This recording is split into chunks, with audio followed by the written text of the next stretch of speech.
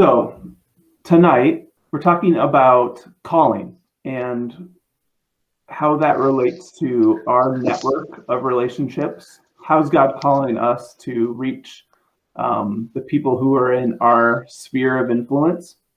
In terms of scriptural basis, we're going to look at Ephesians chapter 2, verse 10 for a lot of what we're going to be talking about tonight. It says, "For we are God's handiwork, created in Christ Jesus to do good works, which God prepared in advance for us to do."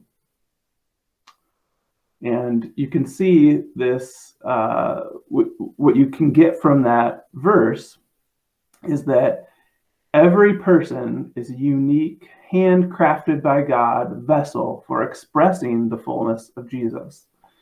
From Ephesians, it talks about the fullness of Jesus and us actually, growing to have the fullness of Christ in us and bringing that to the world. But we are God's handiwork, created in Christ Jesus to do good works. It means that every person can discover this masterpiece mission that God is calling them to, where they live, work, learn, and play. It doesn't have to be going to some foreign land, although it might be.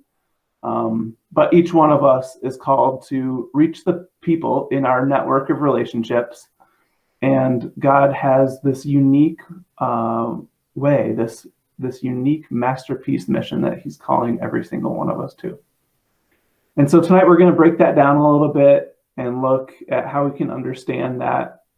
And I want to use this three-part structure of gifts, passions, and story in order for us to find what that is, what that calling is, for how God is calling us to reach our network of relationships.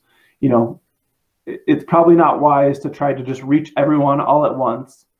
So what is the unique way that God is calling you to reach people right now? What specific people might God be calling you to reach right now? Calling is a thing that usually isn't just one thing your entire life.